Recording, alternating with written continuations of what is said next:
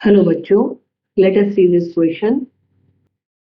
In the given figure, a parallel beam of light is incident on the upper part of a prism of angle 1.8 degrees and refractive index 3/2. The light coming out of the prism falls on a concave mirror of radius of curvature 20 cm.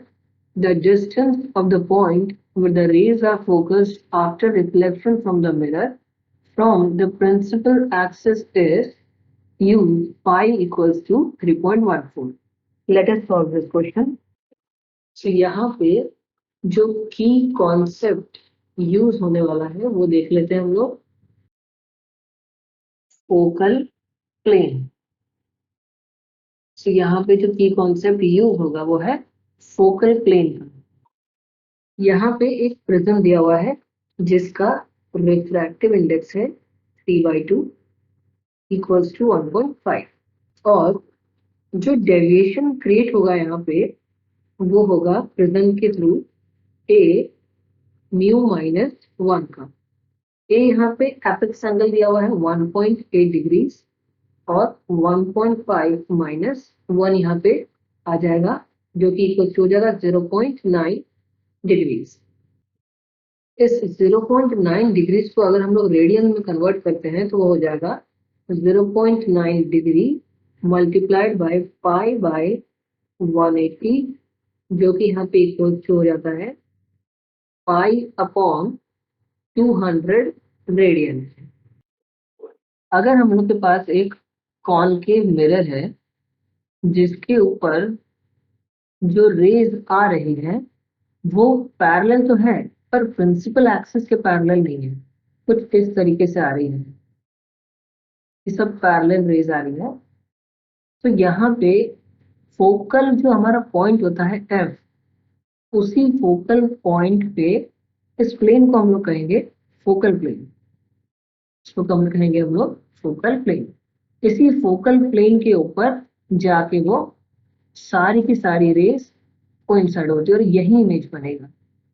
ये एक concept है कि अगर focal plane के through parallel raise आ रही है तो फिर ये कन्वर्ज होंगी और उसके बाद में फोकल प्लेन पे ही जाके इमेज क्रिएट करेंगे. तो इस कॉन्सेप्ट के हिसाब से जब यहाँ पे रेज आएंगे इस तरीके से तो सारी की सारी एक पॉइंट पे कन्वर्ज होंगी जो पॉइंट होगा हमारा फोकल प्लेन के ऊपर इस तरीके से. तो ये जो डिस्टेंस होगा वो तो एफ हो जाएगा क्योंकि ये फोकल पॉइंट है. तो यहाँ पे ये जो बन रहा है इसको हम लोग मैग्नीफाइड देख लेते हैं.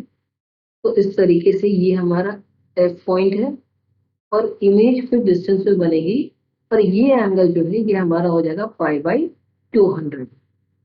ठीक है.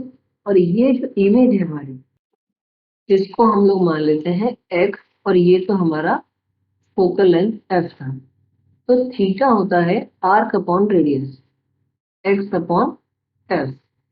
तो यहाँ पे थीटा है पाई अपॉन 200 और एक्स अपॉन यहाँ पे एफ हमको दिया गया है कि रेडियस ऑफ कर्वेचर 20 है. तो हमारा जो फोकल लेंथ है वो 20/2 दैट इज 10 सेंटीमीटर आ जाएगा. तो यहाँ 10 आ जाएगा. एक्स का वैल्यू आ जाएगा पाई अपॉन 20. तो यहाँ पे आ जाएगा 3.14 अपॉन 20 जो कि इक्वल्स टू हो जाता है 0.157 सेंटीमीटर. और x के वैल्यू को जब हम mm में कन्वर्ट करेंगे तो ये हो जाएगा 1.57 mm.